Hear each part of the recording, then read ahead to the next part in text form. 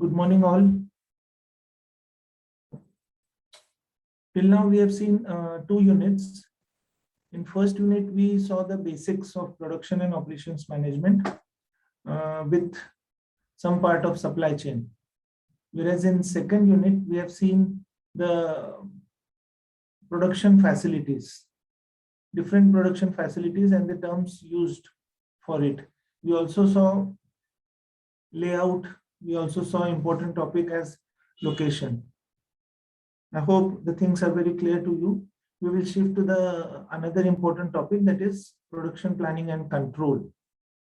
Now, production, production is transformation of raw material from a transformation of raw material to finished goods. It's called production. We plan for production. We plan for production means where to put the plant, how much to manufacture, who will manufacture, what will be the layout, how many human resource we will require, from where we will get those experienced human resource, or maybe if we require three different types of human resource, that is skilled, semi-skilled and unskilled. So how the recruitment will take place, what level of skill we require. Such decisions we normally put it in planning. So planning is done for the production and we talk about controlling it. When we start implementing plan, if the things are going out of the way and it is not as per the plan which we have done, then we think about controlling it. So different controlling tools we have. We are going to see all this in this particular topic: production, planning and control. The topic is again interesting. We will be covering all these: production, planning and control, role and its function, demand forecasting, what we mean by demand forecasting, then production planning as such. So aggregate production planning, alternatives of managing demand, then MPS, MRP, CRP, DRP, MRP2, and all these terms we are going to learn. And then we will talk about the controlling of the deviations which may occur during the actual operation. Yesterday we also saw service layout, like how the blueprint is made for any services and how important it is to make a blueprint and then start putting all the production facilities into it. Now, what it is.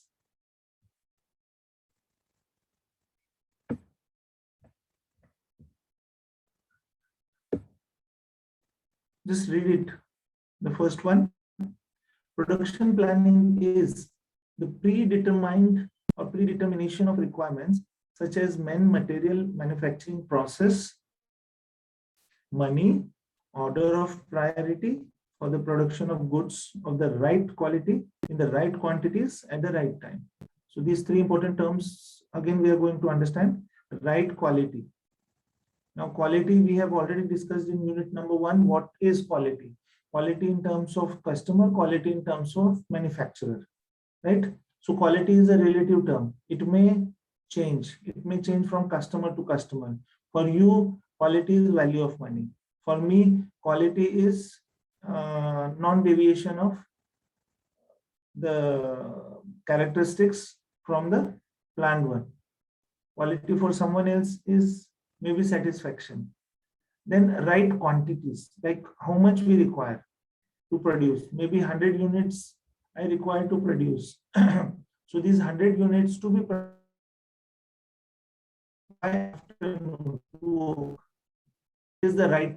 So by 2 o'clock, if I am able to manufacture 100 units, then and then I am able to give that to the customer, and then I can gain the satisfaction of the customer, and ultimately loyalty will be gained. So why this is important?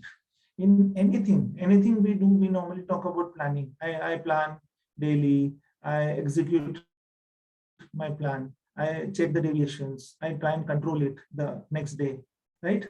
ये सब चीजें हम लोग day to day life में बात करते हैं, but then when money comes into the picture, when lakhs and crores and billions of rupees are invested in any manufacturing unit, PPC becomes very important because ultimately we are doing it for profit maximization. So profit हम लोगों को कब मिलेगा, जब हम लोग ये सब अच्छे तरीके से करेंगे. अब इसको अच्छे तरीके से करना है मतलब planning is very important, right? So when we plan we have to understand many things. अब प्लानिंग भी किस चीज का करना है? There are 4 things we normally talk: men, machine, materials and money. 4M: men, money, materials and machine. So ये 4 चीजों के बारे में नॉर्मली हम लोग बात करते हैं. इसको हम लोग प्लान करने की कोशिश करते हैं, राइट? मनी कहाँ से आएगा? वेदर हम लोगों को लोन लेना है या फिर शेयर थ्रू हम लोग अपने मनी जनरेट करेंगे. So there are different questions normally asked by a production plan. They ask questions and then the answers are sought, and those answers are written on a paper, and then a planning is done. Finally it is approved by the higher authorities, and then finally production starts. But this is done daily, monthly, yearly, every time they do plan. So next word is control. Control is to review the work in progress, make corrections wherever required, and ensure that the program production takes place or the planned production takes place. उसको controlling कहते हैं. Controlling 2 types के हो सकते हैं अभी फिलहाल. Controlling is control, but then to understand controlling is whatever we have planned, हम लोग उसको बनाने की कोशिश कर रहे हैं, and we are not trying to deviate. 100 units we have decided, so we will make 100 units and then we have to stop. That is one control. And second one is controlling deviations from the quality characteristics. हम लोगों को inner diameter जो है एक seamless pipe का, seamless means without any hole, हम लोग उसको जब होल करने की कोशिश करते हैं, सो inner diameter I require is 1.5 centimeter. So it has to be 1.5 centimeter, nothing less than 1.5, nothing more than 1.5. So उसको हम लोग quality control कहते हैं, right? We try and control the quality there. And why quality? Because ultimately it is going to affect my final product. So what it is the process of planning production in advance, setting rate of each item, fixing starting and finishing dates for each item, authorizing shop activities by release of production orders, follow up the progress of products wherever required. तो इसमें सब कुछ आ जाता है, सब कुछ जो भी हम लोगों ने फर्स्ट सेकंड यूनिट में पढ़ा है, that also is included in production planning and control. और जो बाकी के 2 टॉपिक्स हम लोग पढ़ने वाले हैं, inventory control and supply chain management, ये 2 यूनिट्स इस टॉपिक के बाद बचे हैं. That also comes under production and planning. So let us check what Alford and Batty said about production planning and control. So production planning is the determination, acquisition and arrangements of all facilities necessary for future production of items. Production planning is why it is required: arrangement of all the facilities necessary for future production of items.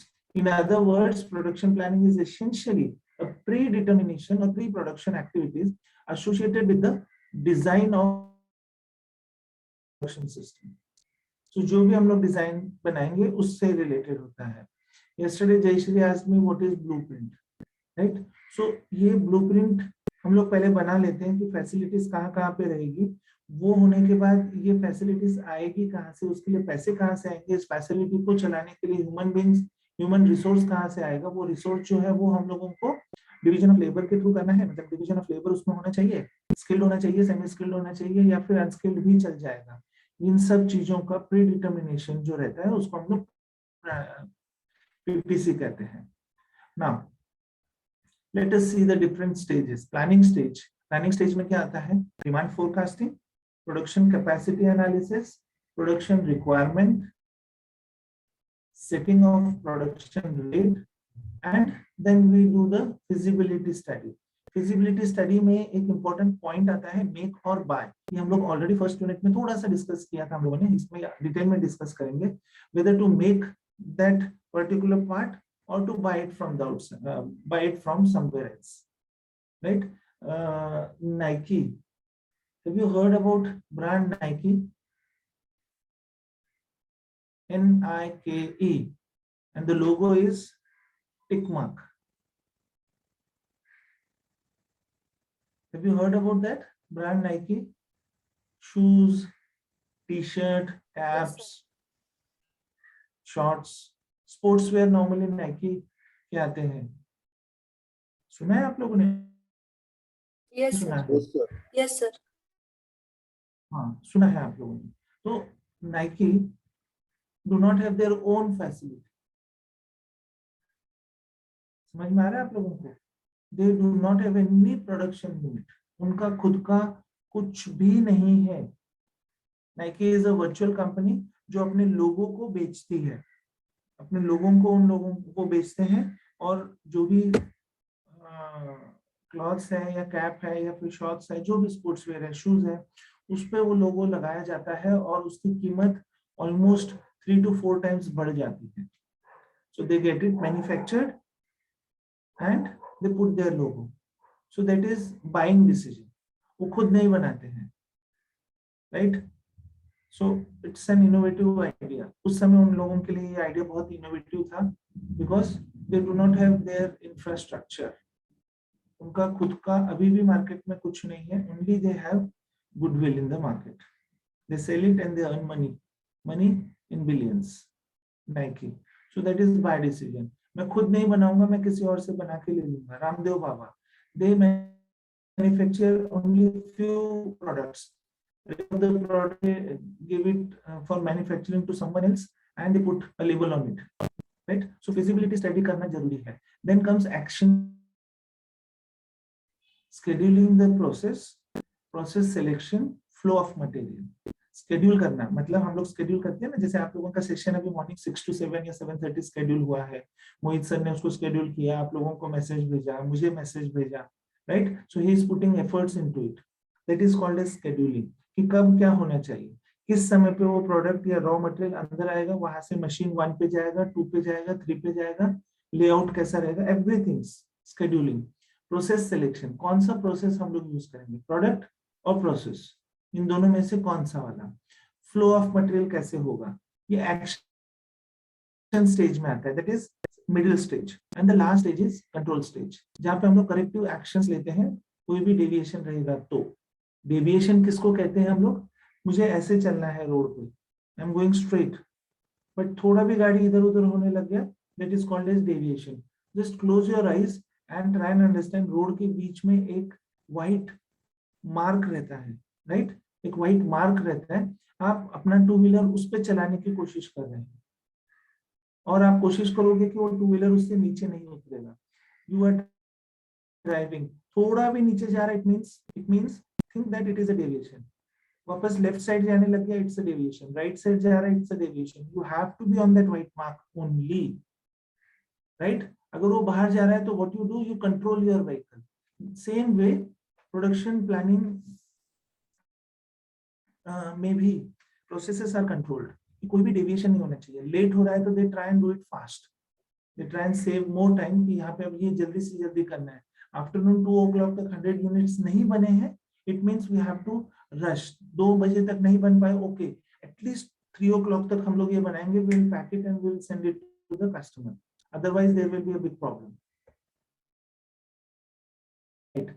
So objectives of PPC, हमने ये तो देख लिया कि stages क्या है, objectives क्या है, to plan systematically. Objective PPC का क्या है, जो भी हम लोग यूनिट्स बनाने की कोशिश कर रहे हैं, जो भी हम लोग प्रोड्यूस कर रहे हैं, हम लोगों का एक चाय का दुकान है, राइट? वो चाय का दुकान अमृतुल्य, कितना अच्छा नाम दिया हुआ है, and they again earn lakhs of rupees। तो ये चाय की दुकान में चाय कहाँ से आएगी, कब वो बनेगी, मॉर्निंग में कितने बजे गैस चालू होगा, कितनी क्वांटिटी में उसमें चाय पत्ती डलेगी, दूध कहाँ से आएगा, पानी का कितना क्वांटिटी होना चाहिए, एवरीथिंग। ऑब्जेक्टिव ही पीपीसी का है कि सिस्टमैटिकली हर चीज प्लान होनी चाहिए। right? Then comes to provide manufacturing requirements. इसके लिए जो भी गैस चलाएगा तो वो ह्यूमन बीइंग कौन रहेगा, उसका स्किल कितना होना चाहिए, इसको लगने वाले मशीन मटेरियल कहाँ से आएगा, right? Then schedule production facilities in the optimum manner. So हम लोग प्रोडक्शन फैसिलिटी को शेड्यूल करने की कोशिश करेंगे कि कितना कब क्या बनने वाला है. कोऑर्डिनेट द एक्टिविटीज, कौन चाय बनाएगा, कौन उसमें से वो कप में डालेगा या फिर केटली में डालेगा, और फिर वो केटली से हम लोगों को ग्लास में दिया जाएगा, और उसको कितनी बार प्री हीट करना पड़ेगा कस्टमर्स को देने से पहले. एवरीथिंग इसको कोऑर्डिनेट करने के लिए ह्यूमन रिसोर्स लगेगा. तो कौन रहेगा उधर, मैनेजर कौन रहेगा, who will collect the money, who will control the crowd, everything to minimize cost of production. PPC का सबसे मेजर ऑब्जेक्टिव जो है वो है कॉस्ट ऑफ प्रोडक्शन को मिनिमाइज करना. Why? This also I have explained. because there are two types of cost. One is fixed cost and another one is variable cost, right? यहाँ पे अगर हम लोग y axis पकड़ के चल रहे हैं और यहाँ पे x axis है, so this is fixed cost, this is variable cost. Fixed cost we cannot change. तो यहाँ से जो हम लोग cost पकड़ने की कोशिश कर रहे हैं, this portion is right. अब ये जो ऊपर का पोर्शन है वेरिएबल कॉस्ट, ये अगर ये हम लोग थोड़ा भी नीचे ले पाए, थोड़ा सा, how? By minimizing the cost. तो हम लोगों का डायरेक्टली इसके ऊपर का जो पोर्शन है which is directly touching the 0 coordinate, सीधी सी लाइन. आप लोगों ने अगर ग्राफ अच्छे से देखा है तो, so that slight reduction in this variable cost will directly add that reduction amount into your profit. So objective of PPC is cost reduction, right? Once cost is reduced, automatically I'll start gaining profits. So to attain production targets, to improve productivity, these are secondary. Productivity को improve करना, production targets को बढ़ाना, everything is secondary. Major is to minimize the cost of production. Now what is the scope of PPC? मतलब PPC क्या-क्या काम करेगा? What will be the premises? So lesson with purchase department, lesson with marketing department, planning the layout of operations, production department, store, improving the quality. इसमें अभी हर चीज का आपको पता है. लेआउट में जैसे ही लेआउट कहता हूँ आपको पता चल जाता है कि लेआउट मतलब क्या. लेआउट मतलब अरेंजमेंट ऑफ फैसिलिटीज. दो टाइप देखे हैं हम लोगों ने, तीसरा टाइप उसमें ऐड किया था mix of two, that is hybrid layout, right? Product layout, process layout. मैं बार-बार क्यों ये टर्म्स आपको बता रहा हूँ, ताकि आपको भी ये याद हो जाए. I teach this subject from so many years, तो मुझे कुछ टर्म्स के मतलब वो सब चीजें पता है. But for you, जितना हम लोग उसके बारे में बात करेंगे उतना आप लोगों को वो याद हो जाएगा. Now listening means what? Listening is communication between two or more groups, cooperation or working together. So PC department जो रहता है, प्रोडक्शन प्लानिंग कंट्रोल के जो लोग रहते हैं, वो लिसनिंग करते हैं परचेज डिपार्टमेंट से कि क्या क्या मंगाना है, कब कब मंगाना है, ये उनको बताते हैं. परचेज डिपार्टमेंट बताते हैं कि हमारे पास स्टोर में इतना है. अच्छा, स्टोर में है ऑलरेडी, तो इतना माइनस कर दो, राइट? मंथली ग्रोसरीज लाते समय जब हम लोग लिस्ट बनाते हैं तो उसमें मामा का इनपुट क्या रहता है? Your father is preparing the list and मामा का इनपुट क्या रहता है? She is the store manager और परचेज मैनेजर, राइट? तो वो हमें बता देते हैं कि इतना इतना ऑलरेडी मटेरियल है. चीनी ओके, नहीं, need not buy this month, sugar is already there, 5 kilo चीनी है. व्हीट है अभी और चल जाएगा 2 महीना. सो वो माइनस होने लगता है. दैट इज लिसनिंग, कोऑर्डिनेशन, एक दूसरे के साथ काम करना.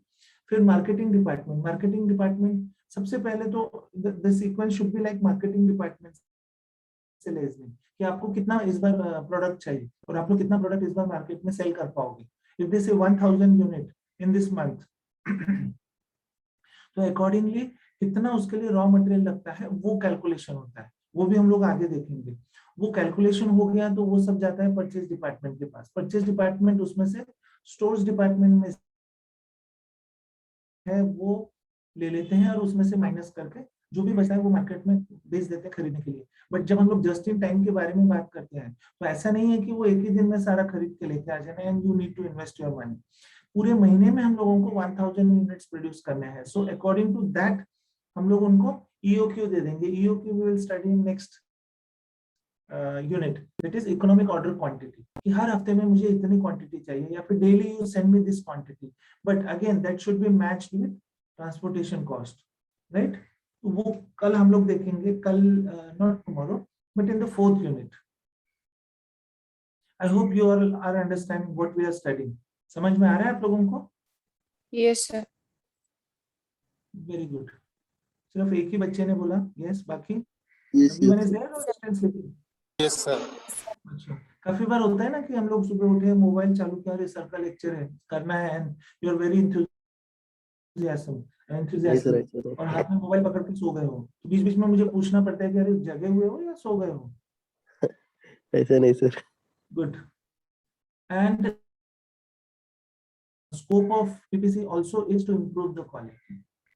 So quality को improve करना, again I need not tell you क्यों quality को improve करना है, क्योंकि customer को satisfy करना है. Customer satisfy होता है मतलब वो retain होता है, retain होता है मतलब वो loyal हो रहा है, वो loyal हो गया मतलब वो और लोगों को बता रहा है, माउथ पब्लिसिटी, कि ये प्रोडक्ट बहुत अच्छा है, प्रोडक्ट बहुत अच्छा है.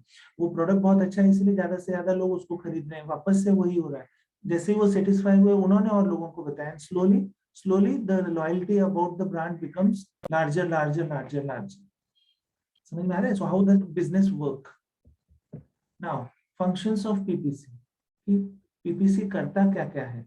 PPC करता है ऑर्डर प्रिपरेशन, PPC मटेरियल को कंट्रोल करता है, प्रोडक्शन को प्लान करता है, मतलब प्रोसेस का प्लानिंग करता है कि कैसा रहेगा, टूल कंट्रोल करता है कि इसको लगने वाले टूल्स क्या क्या लगेंगे. लेथ मशीन पे अगर हम लोगों को कुछ करना है तो वो एक हार्डन टूल रहता है जो आपके आयरन को भी कट कर सकता है, राइट? तो इतना हार्ड टूल रहता है, वो टूल कितने साइज का होना चाहिए, कहाँ से लाना है, और उसके साथ और कौन कौन से टूल्स लगने वाले हैं, मटेरियल हैंडलिंग इक्विपमेंट्स क्या क्या लगने वाले हैं. The moment I said material handling means material को हैंडल करने के लिए आपके फोर्कलिफ्ट हो सकते हैं. फोर्कलिफ्ट मींस मशीन रहती है, उसको ऐसे उठा लेती है, आपने देखा होगा टीवी में. सो फोर्कलिफ्ट होती है, क्रेन्स रहती है, ये सारी चीजें आती है टूल करने में. शेड्यूलिंग, डिस्पैचिंग, मतलब डिस्पैच कब कब होगा, कौन लोग करेंगे, सब कुछ उसमें फंक्शंस ऑफ पीपीसी है. We are going to see in detail, but मैं भी बता रहा हूँ क्योंकि उसमें फिर ज्यादा देखने की जरूरत नहीं पड़ती. प्रोग्रेसिंग, डिस्पैच तो मैंने कर दिया, बट ये ये मेरा जो प्रोडक्ट है ये कहाँ पहुंचा है, अभी ये रिटेलर के पास पहुंचा है, या फिर गोडाउन में पहुंचा है, वेयर हाउसेस में, या फिर होलसेलर के पास पहुंचा है. गोडाउन से होलसेलर, होलसेलर से रिटेलर, रिटेलर से जो छोटे छोटे और भी उसके अंदर जो छोटी छोटी दुकानें रहती है उनके पास, and then we can directly say कि कस्टमर के पास चले जाता है. एक्चुअली रिटेलर एंड कस्टमर वो एक ही रहता है, सॉरी, रिटेलर एंड सेलर एक ही रहता है. बट काफी बार ऐसा भी देखा गया है कि रिटेलर भी काफी सारे लोगों को, मतलब काफी सारी छोटी छोटी दुकानों को अपना यही सेम प्रोडक्ट बांटता है. लॉकडाउन में तो आई हैव सीन कि जो भी मेजर दुकान थी, suppose I am staying in Vadgaon, so Vadgaon में जो एक बड़ा सा दुकान था, he himself is a retailer, that shop is a retailer, the owner is a retailer, but वो क्या करता था, वो ट्रक लोड मंगाता था, ट्रक लोड, और वो हमारे पार्किंग में, दुकानों में, इसमें सब में वो स्टोर करके रख देता था, and then he used to send it to different shop sellers, क्योंकि बीच में सारा ही बंद था. Initially when we face the lockdown, everything was closed, trucks आना बंद थे, हर चीज बंद कर दी थी government for precaution, right? Now expediting means to speed up. अगर ये अभी तक सिर्फ वेयर हाउस में पहुंचा, जबकि रिटेलर के पास होना चाहिए था, तो इमीडिएटली फोन किया जाता है, वेयर हाउस मैनेजर को बताया जाता है कि डू इट फास्ट, ये अभी तक पहुंचना चाहिए था, आप लोगों ने पहुंचा है क्या नहीं है, फिर वो आगे जाता है, right? Expediting. So order preparation, material control में क्या क्या आता है, जस्ट रीड. आप लोग सुनिए. नॉन स्टॉक मटेरियल है क्या, certain availability of materials, purchase to stock, continual follow up with the purchase and stores for timely receipt of materials. ठीक है. प्रोसेस प्लानिंग में क्या आता है, operations and their sequence, machine tool for each operation, measuring instruments and gauges to enable the shop to produce goods of the right quality at the lowest cost. gauges scale रहते हैं, scale को हम लोग gauge कहते हैं. सो ये different गॉजेस रहते हैं जो स्केल को चेक करते हैं कि कितना डेप्थ का होल उसमें करना है, या फिर कितने डेप्थ का उसको हम लोगों को छिलना है. छिलना मीन्स उसको कट मारना है, या फिर कैसा उसमें थ्रेड होना चाहिए जिसके ऊपर बोल्ट बैठ सके. राइट। ये सब चीजों का इसमें रहता है checking tool. Then comes tool control, follow up with tool room, not tooling, जो टूल्स नहीं चाहिए उसको डाल देना है या फिर उसको बाजू में रख देना है for future use. Scheduling, it concerns preparation of machine loads, fixation of calendar dates of various activities, coordination with the sales to confirm delivery dates of new items, and periodical preparation of dispatch schedules. So scheduling में हर चीज आ जाती है। Scheduling मतलब भी again itself is a planning कि कौन सी चीज कब करना है, that is scheduling.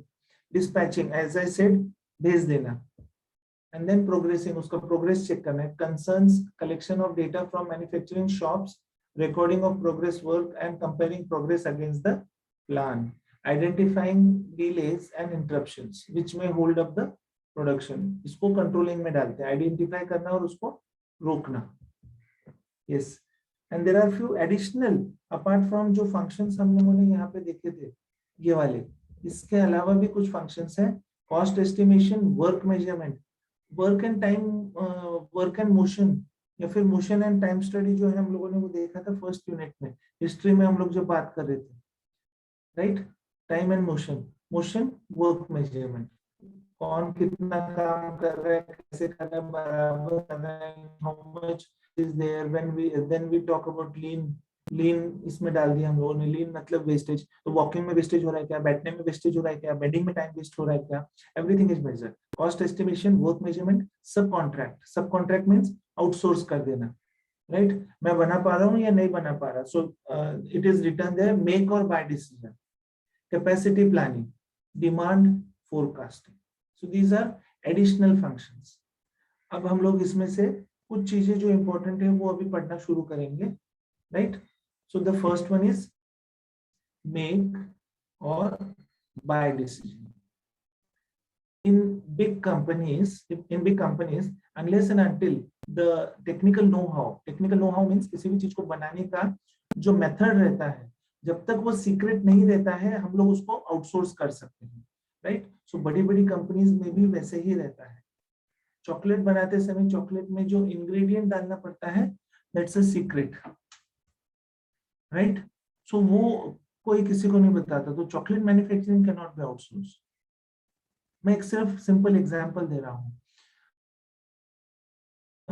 when mixing takes place, मेरा सीक्रेट है जो कैडबरी का सीक्रेट है, कैडबरी किसी को नहीं बताएगा, so Cadbury can not outsource. Cadbury का आदमी खुद ये सब करेगा, उनको विदाउट लेबल के पैकेट्स आते हैं, वो पैकेट उसमें डाल देते हैं, वो पैकेट में क्या रहता है किसी को नहीं पता चलता, बस आपको बताया गया है इस बैच के लिए आपने ये 2 पैकेट डालने, आपने डाल देंगे, बात खत्म हो गया। I am talking about technical know how. जब सीक्रेसी मेंटेन करनी रहती है तो मेक करना ही पड़ता है, मतलब उस चीज को अपने इधर ही बनाना पड़ता है। बट बड़ी कंपनीज कैसे सोचती हैं कि हम लोग अगर ये बनाएंगे तो हमारे पास उसके लिए मैन पावर है क्या, फैसिलिटीज अवेलेबल है क्या, उतना टाइम अवेलेबल है क्या, whether the time invested is justified और नॉट। इतना मैं टाइम उसमें डाल रहा हूँ, मैं जस्टिफाई करूँ, मतलब वेदर इट इज जस्टिफाइबल। आपका बर्थडे है, एग्जाम्पल दे रहा हूँ मैं, आपका बर्थडे है, केक लाना है या घर में बनाना है, सो मेक और बाय डिसीजन। अब टाइम कम है तो आप लोग खरीद लोगे, अगर टाइम काफी है, इंटरेस्ट है, हर चीज है, तो आप लोग उसको बना लोगे। आई hope you understand this. Company में भी ऐसे ही रहता है कि कुछ पैरामीटर्स रहते हैं, उसके ऊपर चेक किया जाता है कि उस छोटे से पार्ट को यहाँ पे बनाना है या बाहर से बनाना है, राइट। काफी सारे 4 व्हीलर में जो इंजन रहते हैं, इंजन के कुछ पार्ट्स रहते हैं, वो हम लोगों को इंपोर्ट भी करने पड़ते हैं, because we can not manufacture it.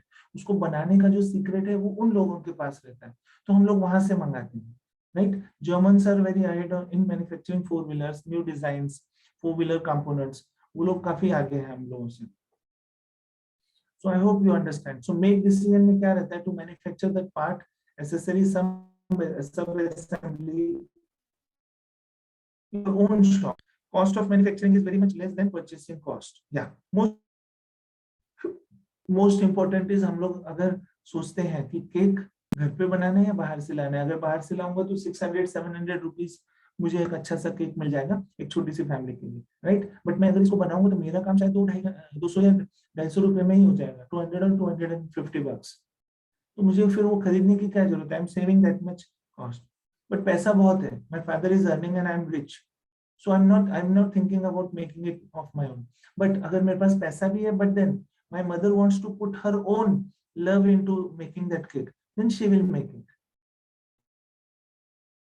I am saying कि there are different criteria. It depends on the company. इसका डिसीजन कंपनी में जो ग्रुप ऑफ पीपल रहते हैं या फिर जो मैनेजिंग डायरेक्टर्स रहते हैं या फिर जो टॉप लेवल मैनेजमेंट रहता है, दे डिसाइड इसको बनाना है या बाहर से लाना है. अर्जेंसी है, बहुत ही जल्दी से, अभी 10-15 मिनट्स में चाहिए, यू कैन नॉट, क्योंकि उसके लिए मशीन नहीं बना सकते आप लोग, इमीडिएटली मशीन खरीद नहीं सकते, रॉ मटेरियल कहाँ से आएगा, and there are so many other problems, right. So you are not doing it, आप लोग इसको बाहर से मंगा रहे हैं. बाय डिसीजन, अच्छा, make we will finish, resource availability and technology, ये सब चीजें बहुत इंपॉर्टेंट है. बाय डिसीजन में cost of manufacturing is very high and purchasing cost of that part. हम लोग जब ये बाहर से खरीदेंगे तो डेफिनेटली जो आदमी बना रहा है वो अपनी कॉस्ट उसमें ऐड करेगा, वो अपना प्रॉफिट उसमें ऐड करेगा, and then he will tell us the selling price. वो जो उसका प्रॉफिट रहेगा मे बी वो ज्यादा भी हो सकता है, because it's a very good product and he knows कि आपको ये आप खुद नहीं बना सकते, तो वो डेफिनेटली 600 की जगह आपको बोलेगा नहीं ये 700 रुपए में, right? So that is by decision. Outsource saves cost and time for the company. अब मेरा जो प्रोडक्ट है, मेरा प्रोडक्ट है फोर व्हीलर कार असेंबल करना, राइट. मेरी कंपनी का काम है असेंबलिंग करना, सिर्फ असेंबलिंग, और वहां पे हर चीज का ध्यान रखना. So I will buy everything from outside. मेरे यहाँ पे कुछ भी नहीं बनेगा, मेरे यहाँ पे सिर्फ असेंबली होने वाली है. So I am concentrating. What I am doing is I am saving my cost and time to manufacture the different component. मैं बाहर से मंगा रहा हूँ and I am working on it. I am happy with that. Sources are not available. Resources are not available and technological issues. Resources मुझे यहाँ से मिलने वाले नहीं है, इंडिया में अवेलेबल नहीं है, तो फिर मैं वो क्यों यहाँ पे बना के बैठूं? क्योंकि जब मैं उसको मंगाऊंगा इंपोर्ट का खर्चा अलग रहेगा, उसकी ड्यूटी देनी पड़ेगी, बहुत सारा झंझट रहेगा, 2 आदमी रखने पड़ेंगे जो पोर्ट पे रहेंगे, जो कंटेनर उठा के यहाँ तक लाएंगे, clearance and everything. There are so much documentation और एनी गुड, राइट. उसको बनाने का टेक्नोलॉजी ही मेरे पास नहीं, ऐसे technological know how, then I am going to buy it. So make versus buy. क्यों बनाना है, क्यों खरीदना है या फिर क्यों बनाना है, that you yourself has to decide. Now basis for taking, जो मैं बता रहा था कि क्या क्या कंपोनेंट्स रहते हैं, क्या क्या क्राइटेरियाज रहेंगे, टाइप ऑफ पार्ट रिक्वायर्ड, क्या चाहिए, availability of that material, available है या नहीं है, resources available with the firm, financial, HR, technological and others etcetera. So ये सब रिसोर्सेज कंपनी के पास अवेलेबल है या नहीं है, मैन्युफैक्चरिंग कॉस्ट कितना रहेगा, ईज ऑफ मैन्युफैक्चरिंग, वो बनाना इजी है या डिफिकल्ट है या फिर बहुत प्रॉब्लम होने वाला है, राइट. और इधर का इन्वायरमेंट जो है, मैं अभी पुणे में इसको अगर मैन्युफैक्चर करूंगा, भूसरी है पिंपरी में या पिरंगुट में या किसी और इंडस्ट्रियल एरिया में, तो ये बनाना, यहाँ का इन्वायरमेंट उसको सूट करेगा या नहीं, सब चीजें मुझे ध्यान में रखनी पड़ती है. And then cost of procuring, this versus cost of procuring, कि मैं ये सब चीजें याद रखूंगा और खरीदने के लिए कितना पैसा लगने वाला है. अगर ये सब चीजें feasible है, I can manufacture it in 250 rupees, then why should I buy it at a price of 600? I hope you understand. Now additional functions of PPCs, हम लोगों ने क्या देखा था यहाँ पे, कॉस्ट एस्टिमेशन, वर्क मेजरमेंट, ये हम लोगों को सेपरेट पढ़ने की जरूरत नहीं है, इसलिए we started with 3rd, 4th and 5th. 3rd we have finished. 4th planning. It concerns estimation of requirements of men and machines. Capacity planning. Capacity planning मतलब मैं आपको समझा देता हूँ कि एक घर का ही एग्जाम्पल लेते हैं, देन मशीन का लेंगे. एक कुकर में सिर्फ हम लोग से 400 ग्राम्स का ही राइस कुक कर सकते हैं, राइट. और मेरा रिक्वायरमेंट है 5 kgs. सो 400 ग्राम्स कहाँ, 5 kgs कहाँ, तो आपको 400 मतलब 5 kgs डिवाइडेड बाय 400 जो भी आएगा उतनी बार आपको वो कुकर लगाना पड़ेगा. मतलब the capacity of your manufacturing unit is only 400 grams at a time in 20 minutes और 25 minutes. That becomes capacity. Company में कैसे रहता है कि जो हम लोग मशीन्स खरीदते हैं उसका आउटपुट हमेशा देखा जाता है. आप लोगों को एक सिंपल से एग्जांपल देता हूँ. आप लोग ऐसे जेरोक्स मशीन के शॉप में जाते हो जहाँ पे बहुत फास्ट हो जाता है, वो भैया बस वो पेपर्स ऊपर रखता है, ऑटोमेटिक वो fast fast fast 1 minute 60 prints, 1 minute 75 prints, 1 minute 80 prints, fast, right? That is the capacity of that machine. So we always say कि कम से कम टाइम में ज्यादा से ज्यादा आउटपुट होना चाहिए विदाउट हैम्परिंग द क्वालिटी. सो जब जेरोक्स आपके हाथ में आता है तो उसका वो जो कार्बन रहता है वो निकलता नहीं है. It is good. अगर वो हाथ में लगना शुरू हो जाएगा तो यू से कि भैया ये तो फास्ट कर दिया आपने, बट ये तो सारे जेरोक्स खराब कर दिए, इसका मुझे क्या फायदा होने वाला है. Do it again or else you go to some other shop without paying him, right. Capacity planning में क्या आता है कि वो मशीन का आउटपुट कितना है, मुझे कितना चाहिए. ये जब दोनों चीजें हम लोग कंपेयर करते हैं तो मुझे पता चलता है कि मुझे जो चाहिए उसको कितना टाइम लगने वाला है. इस पूरी प्रोसेस को हम लोग कहते हैं capacity planning in simple terms. Then comes demand forecasting. So what is demand forecasting, right? What is demand forecasting? Forecasting क्या रहता है? Looking into the future. Looking into the future. आप भी फोरकास्टर बन जाते हो. अभी मॉर्निंग में उठे, आपने खिड़की से बाहर जैसे ही सेशन खत्म हुआ क्लाउड्स की तरफ देखा और आप कहते हो अरे आज बारिश हो सकती है. सो इमीडिएटली आप जाते हो अपना रेनकोट अपने बैग में रख लेते हो, right? If you are going outside. होता है ऐसे? नहीं होता है. या फिर यू स्टार्ट फोरकास्टिंग कि now gold prices will increase, so मुझे अभी नहीं खरीदना है, I will see after the होता है सर. फोरकास्ट. आप लोग ये छोटे छोटे डिसीजंस लेने लगते हो. On what basis? On the basis of experience. On the basis of experience. अब कंपनी में भी जब मुझे प्लानिंग करना है तो मुझे एक चीज का फोरकास्ट करना पड़ता है, और वो क्या है? डिमांड का. कि मेरा प्रोडक्ट का डिमांड मार्केट में कितना रहेगा इस साल. क्योंकि जब मैं प्लान करूंगा तो अभी शॉर्ट टर्म का डेफिनेशन मैंने जैसे उस दिन बताया, शॉर्ट टर्म लॉन्ग टर्म का डेफिनेशन चेंज हो गया है. Short term means max to max 4, 5, 6 months and long term means 1.5 years. उससे ज्यादा नहीं. Earlier it was 1 year short term and long term 5 years and plus.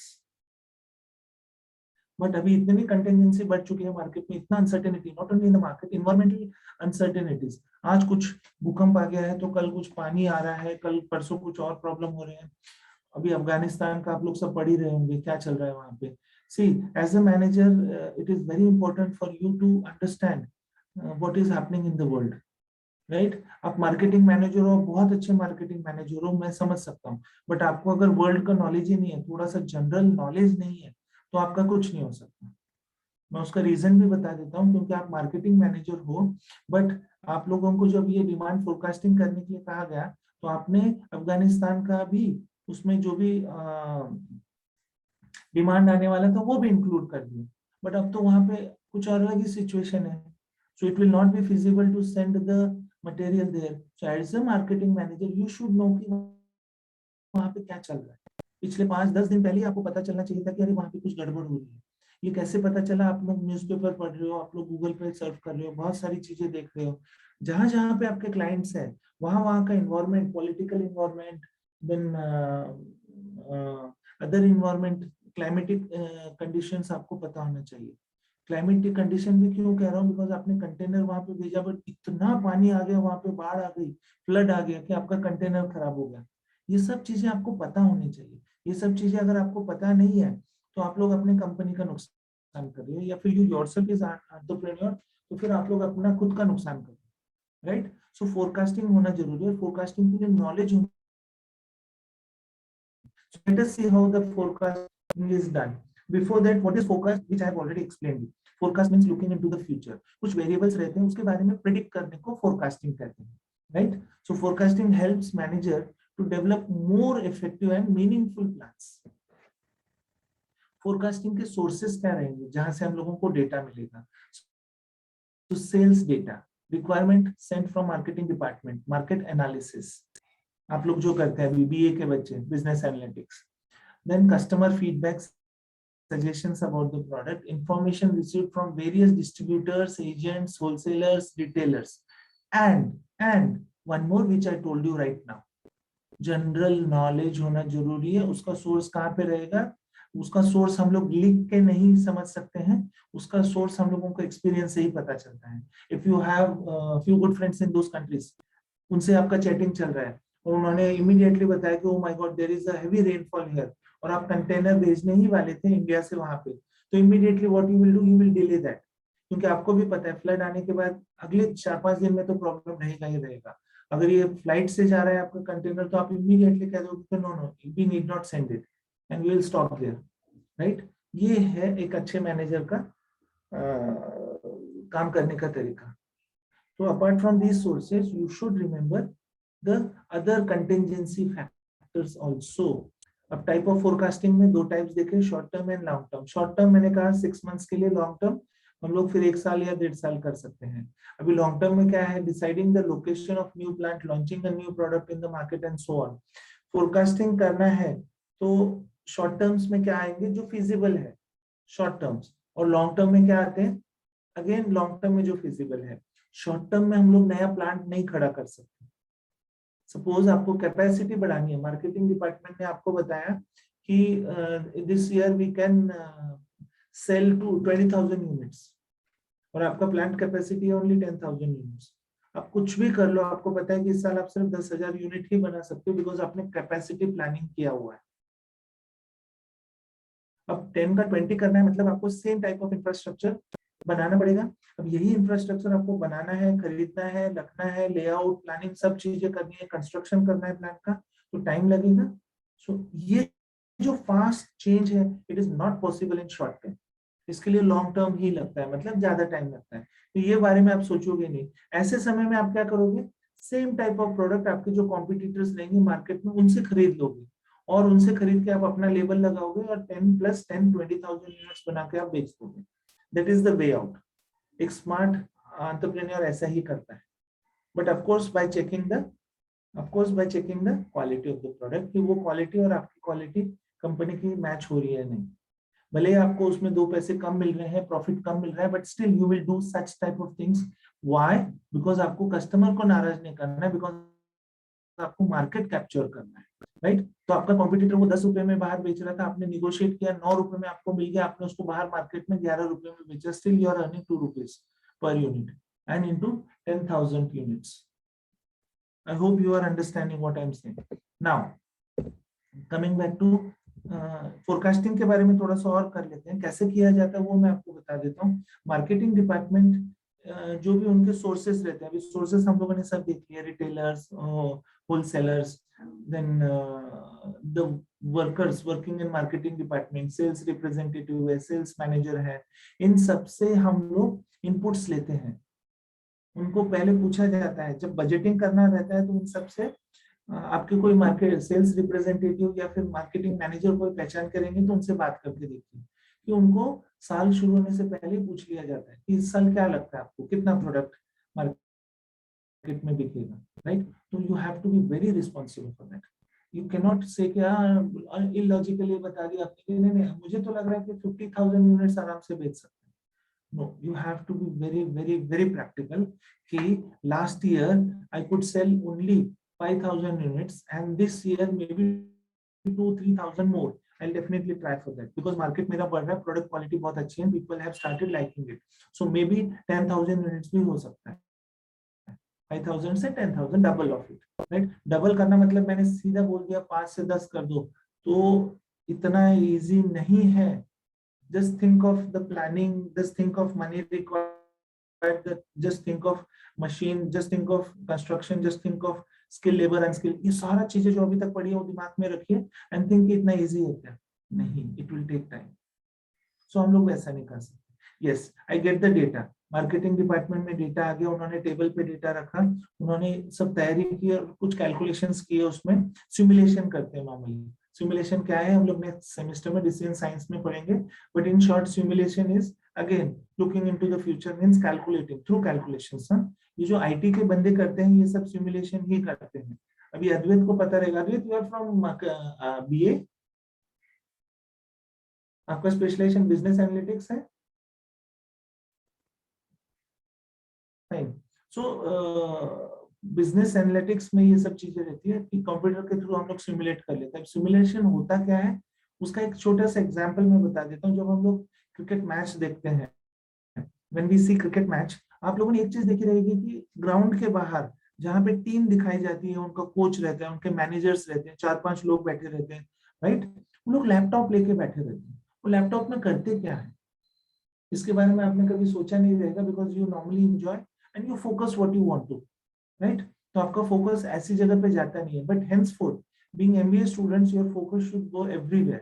ये लैपटॉप पे कर क्या रहे, मैच तो यहाँ चल रहा है तो वो क्या कैलकुलेशन करके बैठे हुए हैं लैपटॉप में, क्या मूवी देख रहे हैं, हाँ, या फिर गूगल ओपन करके बैठे हुए हैं कि क्या चाहिए उनको, कैसे होना चाहिए, नहीं। दे सिमुलेट मीन्स कि पहले बैट्समैन जो नीचे गया था, हाँ, उसने 10 रन निकाले एक ओवर में, तो इमीडिएटली सिमुलेशन रहता है कि 50 ओवर्स में कितना हो जाएगा। या फिर ये बैट्समैन बहुत अच्छा खेल रहा है तो मेरा जो नेक्स्ट बेस्ट बैट्समैन है वो मैं सेकंड डाउन नहीं भेजूंगा, I will send him third down और फोर्थ डाउन। सचिन तेंदुलकर का पोजीशन हमेशा था, जरूरत पड़ी तो सचिन तेंदुलकर वन डाउन भी आ जाते थे रहेगा, या Gavaskar, Sunil Gavaskar, I don't think आप लोगों ने उनको खेलते हुए देखा रहेगा, but he was equivalent to Sachin Tendulkar. Gavaskar साहब ने ही तेंदुलकर को बनाया है, ऐसे कोई किसी को बनाता नहीं है, बट बोलते हैं ऐसे just for the sake of understanding. उन्होंने ही उनको गाइड किया है, बट स्किल तो इनके पास ही थी। ये सब सिमुलेट होता है कि बॉल्स कितने जाएंगे, अभी अगर बारिश की वजह से गेम भी ये हो गया तो फिर वो कौन जीतेगा, हर चीज का कैलकुलेशन रहता है। ब्रिज बनाते समय सिमुलेशन यूज होता है, ब्रिज का स्ट्रेंथ कितना होना चाहिए, उस पर कितना ट्रक लोड जाएगा तो वो ब्रिज टूट सकता है, इन सब का पहले सिमुलेशन होता है, फिर उसका डिजाइन बनता है। आपका जो घर का स्लैब रहता है उसका सिमुलेशन रहता है। आपको जो इंजीनियर्स रहते हैं, डिजाइन इंजीनियर्स, वो आपको एक ब्लूप्रिंट देते हैं, उसमें कितना बार, कितना स्टील, कितना साइज, कितना डायमीटर यूज होता है वो भी फिक्स रहता है। घर बनते समय अगर आप लोगों ने देखा रहेगा या अभी आपके आसपास कहीं फ्लैट्स बने होंगे, just go there and represent कि आप एमबीए के स्टूडेंट हो और आपको देखना ये क्या है। तो वहां पे जब वो स्टील बिछाते हैं and then they tight with wire, तो वो स्टील का साइज भी अलग अलग रहता है depending on the distance between the two pillars. दो जो कॉलम्स है उसके बीच का डिस्टेंस ज्यादा रहेगा तो स्टील बहुत हेवी रहेगा, अगर वो डिस्टेंस कम रहेगा तो स्टील का साइज कम हो जाएगा। समझने की कोशिश कीजिए, ये सब सिमुलेट होता है और सिमुलेशन के थ्रू कितना लोड उस पर गिरेगा और कितना लोड से वो टूट सकता है वो चेक होके फिर फोरकास्टिंग किया जाता है। सो सिमुलेशन करना जरूरी है कि मार्केट में क्या बिकेगा, कितना बिकेगा, and then forecasting is done. Let us start with planning part now. Planning part में एक टर्म आता है MRP।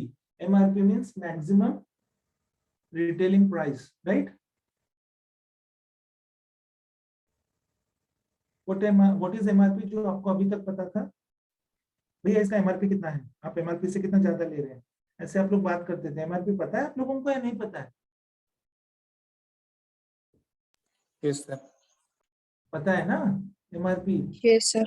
हाँ, बट यहाँ पे MRP कुछ अलग है, वो MRP नहीं है तो उसको छोड़ दो। यहाँ पे MRP का मतलब है materials requirement planning.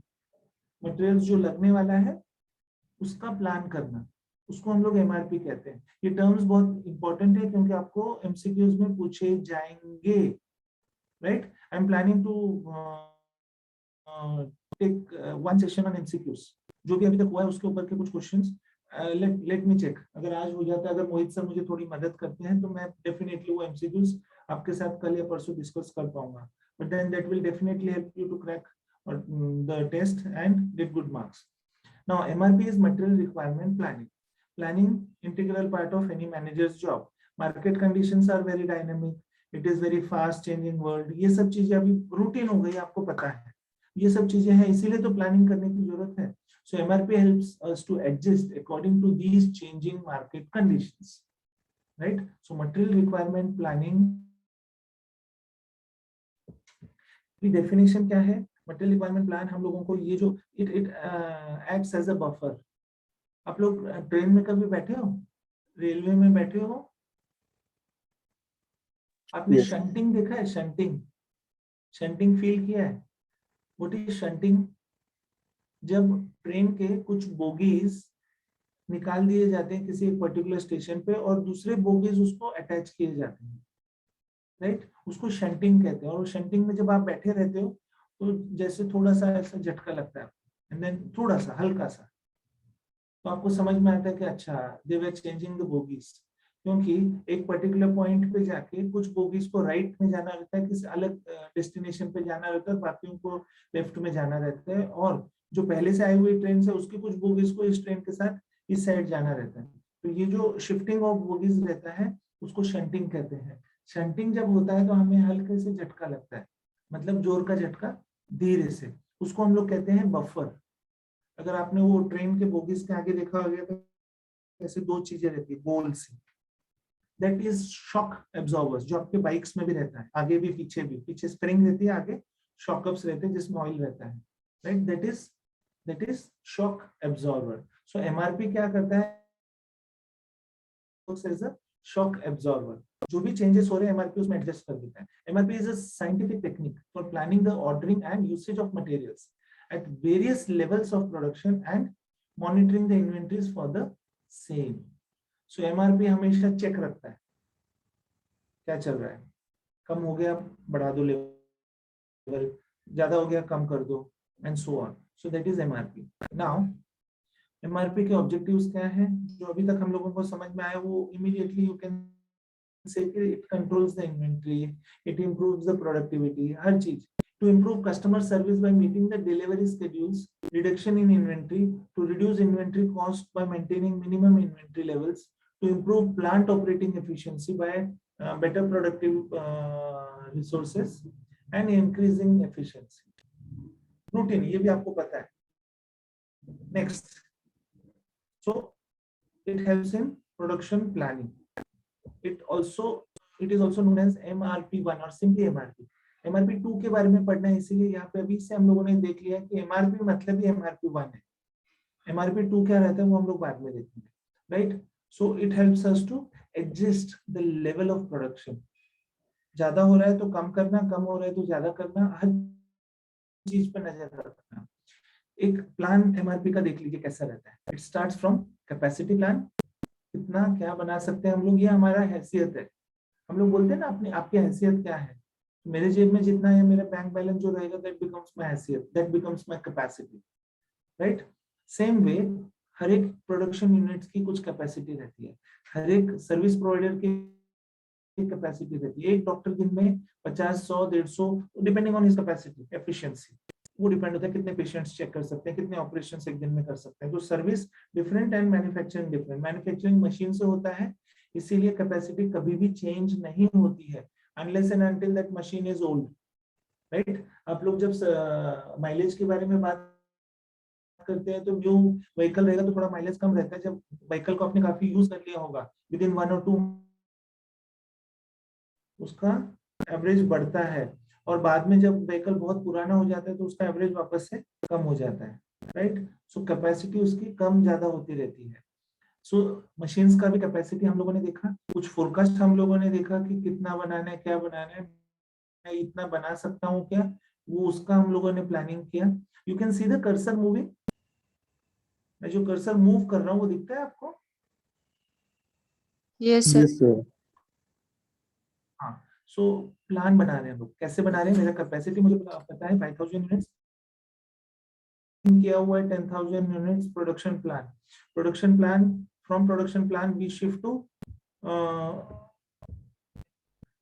to master production schedule.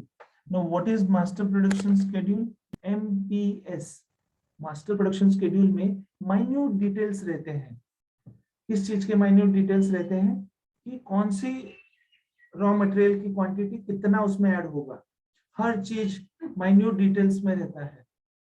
So master production schedule, then material requirement program बनता है जिसमें इनपुट्स क्या रहते हैं आपके, inventory status and bill of materials. अब ये दो टर्म हम लोगों को वापस से आगे भी देखना है, bill of material and MPS, ये दो चीजें हम लोग अभी देखने वाले हैं। बट मान के चलिए कि कैपेसिटी प्लान, फोरकास्टिंग, ये दोनों चीज को मिक्स करते हैं तो हम लोग एक प्रोडक्शन प्लान बना सकते हैं। Once we make a production plan, then we talk about master production schedule. Master production schedule से हम लोग मास्टर सॉरी रिक्वायरमेंट प्लान बनाते हैं, प्रोग्राम बनाते हैं। उसके लिए जो लगने वाली चीज है वो एक है बिल ऑफ मटेरियल। नया टर्म है, याद रखिए, एमसीक्यू में पूछे जा सकते हैं। एमपीएस का मतलब क्या है? एमसीक्यू में पूछा जा सकता है, उस समय आपने इधर उधर नहीं देखना है, right? You have to solve it. So MPS means what? Master production schedule. इसमें इनपुट स्टेटस भी देना पड़ता है, तब जाके हमारा ये एमआरपी कंप्लीट होता है। नाउ जैसे हम लोगों ने देखा यहाँ पे बिल ऑफ मटेरियल इनपुट है। What is bill of material? Bill of material BOM, basics of marketing नहीं, बिल ऑफ मटेरियल। क्योंकि अभी जो भी आप लोग टर्म्स अभी तक पढ़ चुके थे उसको निकाल दीजिए अपने दिमाग से और इसको ऐड कीजिए, क्योंकि आप ऑपरेशंस एंड सप्लाई चेन पढ़ रहे हैं। So BOM is not basics of marketing, but then BOM is bill of material. Bill of material क्या है? एक डॉक्यूमेंट है। What it shows?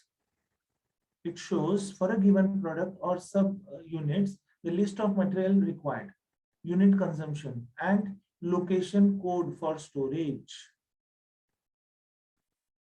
वापस से, ये अगर आपको नहीं समझ में आ रहा है तो मैं आपके किचन का एक एग्जांपल देता हूँ। Now please don't misunderstand me why I am giving you such examples, because that are easy to understand. Kitchen में आप लोगों को आज मटन करी बनाना है। I'm so sorry for non-veg students, vegetarian students, but हम लोग आज even I am vegetarian. हम लोग आज क्या बना रहे हैं? मटन करी या चिकन करी, कुछ तो भी बना रहे हैं। उसमें लगने वाले इंग्रेडिएंट्स, राइट? अब ये बनाना कितना है? 1 kg बनेगा, 1 kg उसमें मटन लगेगा।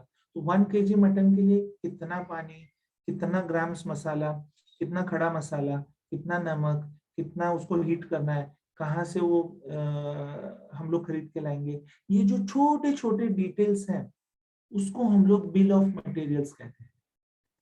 समझ में आ रहा है? बिल ऑफ मटेरियल हम लोगों को कॉस्टिंग में यूज होता है। फाइनेंस के बच्चों को शायद बिल ऑफ मटेरियल पता रहेगा, क्योंकि बिल ऑफ मटेरियल में डिटेल उसकी प्राइसिंग भी रहती है कि एक छोटा सा कुछ भी कंपोनेंट बनाना है तो उसको डिवाइड कर दिया जाता है, उसको तोड़ दिया जाता है in what sense? This is again a virtual breaking, कि अलग अलग पार्ट्स में उसको ये कर दिया। सबसे इजी अगर आपको देखना है तो आपको जो बुकलेट मिली रहती है आपके व्हीकल के साथ, आपने कोई बाइक खरीदी है उसके साथ बुकलेट जो मिला है उसको ओपन कीजिए। उस बुकलेट में एक डायग्राम दिखाया जाएगा जहाँ पे 1 2 3 4 5 6 ऐसे नंबर्स लिखे रहते हैं, किस चीज को क्या कहते हैं। तो बस समझ के चलिए कि वो एक बिल ऑफ मटेरियल है, और 1 2 3 की जगह पे लिखा है कि कितनी क्वांटिटी लग रही है, एक नट कितना लगने वाला है, 2 लगने वाला है, कितना प्राइस हो रहा है, 2 रबर पार्ट्स लग रहे हैं, वो कितने लगने वाले हैं, उसका प्राइस कितना है, 2 लगने वाले हैं, प्राइस कितना है, कहाँ से आएगा, कहाँ रखा हुआ है, उसका कोडिंग क्या है, लोकेशन क्या है, हर चीज बिल ऑफ मटेरियल में लिखी रहती है। तो वैसे ही वो मसाले कहाँ रखे हैं, कहाँ से लेना है, क्या करना है। मतलब आप किसी को रेसिपी बता रहे हो या मम्मी आपको बता के गई है कि बेटा I am going out at my mama's प्लेस, मीन्स योर ग्रैंड मदर्स प्लेस, और ये सब आपने आज बनाना है, तो वो आपको बिल ऑफ मटेरियल दे देंगे, आपको सब समझ में आ जाएगा क्या करना है। बट देन उनसे रेसिपी भी ले लेना कि मिक्सिंग करने के बाद करना क्या है, कितनी देर उसको उबालना है, कितनी देर पकाना है, everything. So bill of material gives you a complete detail of materials consumed to manufacture a single unit. Is bill of material. The condition of supply such as brought out part or made in house will also be indicated. मतलब उसमें ये भी detailing रहता है कि ये product हम लोग घर पे मतलब यहीं पे बनाएंगे या बाहर से लाना है। जैसे आपको कहा गया है कि प्याज बारीक कट कर लेना, तो बारीक कट कर लेना means you are doing it.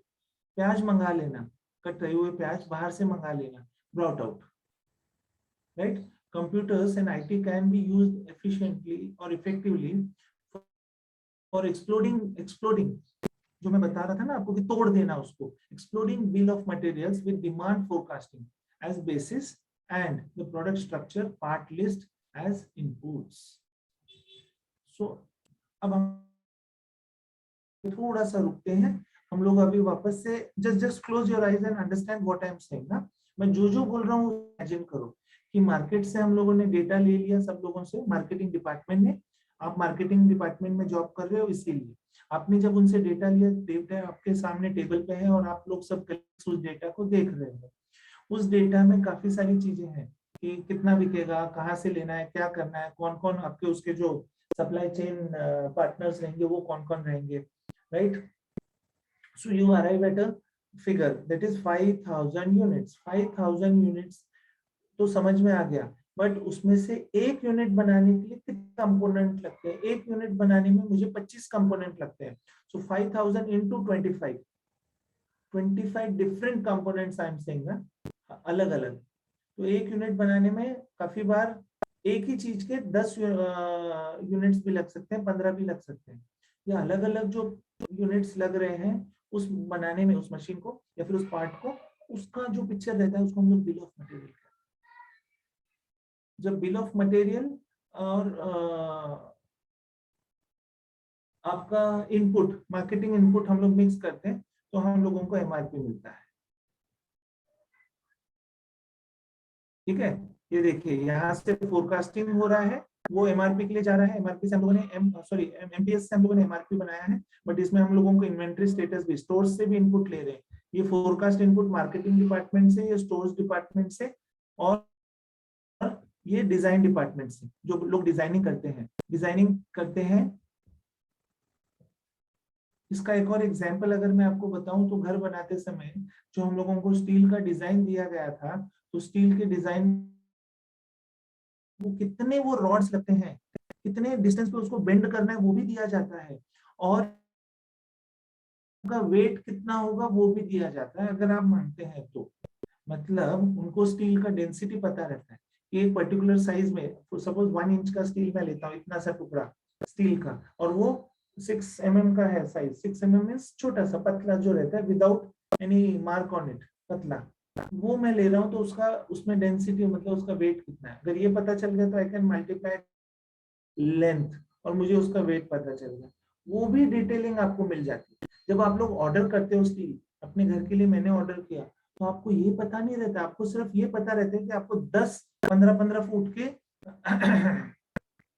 Rods लगने वाले हैं, but how to convert it into weight, क्योंकि खरीदते समय तो वो आपको वेट के साथ, that bill of material will help you to convert it into weight. I hope you have understood what is BOM. So details Yes. provided by BOM क्या है? Part name, type of material, part number, quantity required, whether it is manufactured in-house or brought out item. Right? That is over now. Yes. So 3 facets of MRP हम लोग देख लेते हैं. Requirement calculator, manufacturing planning and control system, and manufacturing resource planning. MRP2 system 2 आ गया इसमें. MRP1 is normal MRP, MRP2 क्या है मुझे भी नहीं पता है. Let us see क्या है आगे. Suspense. Now first one, requirements calculator. Use previous sales data. अभी हम लोग पहले की चीजें कैसे कैलकुलेट करेंगे MRP बनाने के लिए, कि जो भी पहले हम लोगों ने सेल किया है वो सेम टू सेम ले लेंगे, क्योंकि इस साल अच्छा ही जाने वाला है. हर साल थोड़ा सा ग्रोथ होता है because population is also increasing. So ये आपको पता रहता है. सो जो पहले साल का डेटा है that you have collected. Analyse current trends in the market, seasonal, of seasonal, rescission, shortage of raw material, environment condition, political issues उस कंट्री में जहाँ पे आप अपना माल भेज रहे हैं, उस सबका एनालिसिस किया आपने. Forecast the sales for forthcoming year, इन दोनों को मिक्स करके आपने अगले साल कितना बेचना है उसका डिसीजन ले लिया. एंड बेस्ड ऑन दैट आपने प्रोडक्शन टारगेट सेट कर दिए. अगर आपको 12,000 यूनिट्स बनाने हैं तो अगर आपको टारगेट बनाना है प्रोडक्शन का, you are producing 1000 unit because 12,000 total एक साल में हम लोगों को बनाना है. Now manufacturing planning and controlling में क्या आएगा, this also you know. Production decided on the basis of market forecast. यहाँ पे हम लोगों ने टारगेट फाइनल कर दिया, it comes here. और यहाँ पे उसके बेसिस पे हम लोग MPS बनाते हैं, that is master production schedule. Master production schedule हम लोगों को गाइड करता है. हम लोगों को मतलब I am from production department, so मुझे गाइड कर रहा है कि कब कितना कितना बनेगा, कितना रॉ मटेरियल लगेगा, कैसे होगा. इसको मदद करने के लिए मुझे और कौन मदद कर रहा है, बॉम मदद कर रहा है. BOM, bill of material, right. So master production schedule, bill of material और रॉ मटेरियल का लेवल, इन्वेंट्री, ये तीनों चीजों को अगर मैं क्लब कर दूं तो मुझे मिलता है MRP, material requirement plan. Now MPS एक नया टर्म है इसमें. MPS है क्या? MPS मास्टर प्रोडक्शन शेड्यूल जो अभी देखा है, थोड़ा सा और डिटेल में देख लेते हैं और उसके साथ 2 और टर्म्स भी हम लोग सीख लेते हैं. Remember the full form of these terms and understand it What is Yes. MPS? It is a master plan for production department. MPS determines the schedule for manufacturing the quantity of finished goods. It will give in detail what are the production targets per day, per week, per month, per quarter, per year. Based on this, the schedule for requirement of raw material can be calculated. ठीक है, आपको inputs दिए जा रहे हैं और आप manager हो, आप अलग अलग लोगों को अलग अलग इंस्ट्रक्शंस दे रहे हो. Then comes DRP, distribution requirements planning, is used to plan the push of inventory through a complex supply chain network to meet forecasted demands per location. DRP software often serves as the foundation for supply chain management software. Right? So distribution requirement planning क्या है? कब कहाँ पे क्या क्या लगने वाला है उसका फोरकास्ट करना और वो प्लान तैयार रखना. Whereas CRP क्या है? हमने MRP देखा है, DRP देखा है, अभी CRP. CRP है capacity requirement planning. Is the process of judging a firm's available production capacity and whether it can meet its production goal. So capacity planning जो हम लोगों ने देखा था पहले, एक में सिर्फ 400 ग्राम ही बनता है, तो that is its capacity. Cooker का कैपेसिटी उतना ही है. My vehicle is 100 CC. My vehicle अभी जो आप लोगों ने खरीदा होगा दैट मे बी 125 सीसी. तो मेरी बाइक का कैपेसिटी 125 सीसी ही है. क्यूबिक सेंटीमीटर मतलब 125 क्यूबिक सेंटीमीटर उसके इंजन का कैपेसिटी है. उतना ही वो फोर्स प्रोड्यूस कर सकता है, उससे ज्यादा कुछ नहीं. राइट? फोर व्हीलर का अलग रहता है, ट्रक्स का अलग रहता है, मल्टी एक्सेल ट्रक्स का अलग रहता है, एरोप्लेन का अलग रहता है. Capacity is different. Same way machines के भी कैपेसिटी अलग अलग रहते हैं. सो कैपेसिटी रिक्वायरमेंट प्लान हमें मदद करता है उस मशीन का कैपेसिटी जज करने में. यहाँ पे सीआरपी हो गया, डिस्ट्रीब्यूशन रिक्वायरमेंट प्लान हो गया, बॉम हो गया, उससे हम लोगों ने उसमें एमपीएस भी ऐड कर दिया. इन सब को हम लोगों ने मिक्स किया. मुझे क्या मिला?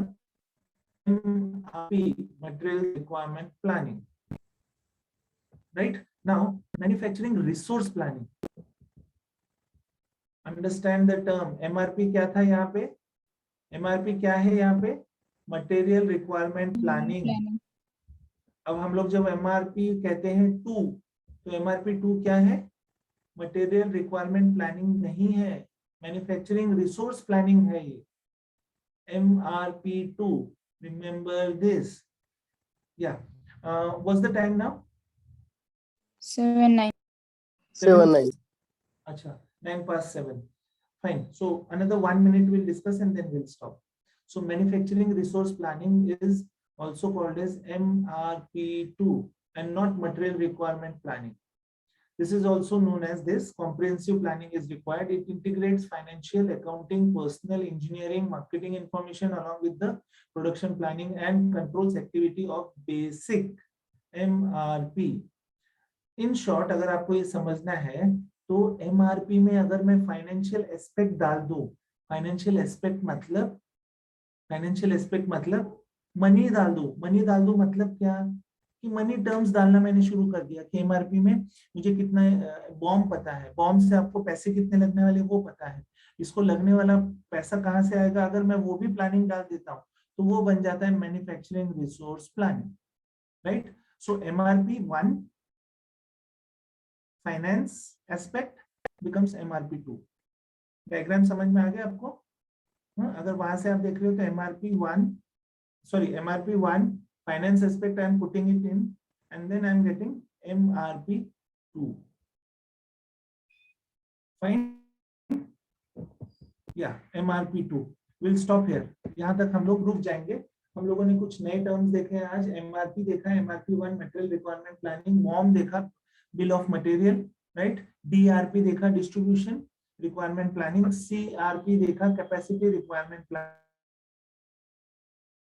कैसे उसके लिए हम लोगों ने नया पढ़ा, वो जो आप लोग ऑलरेडी इकोनॉमिक्स में भी पढ़ चुके थे, demand forecasting and types of demand forecasting कैसे करते हैं, वो आप लोगों ने इकोनॉमिक्स में पढ़ लिया है लास्ट सेमेस्टर में.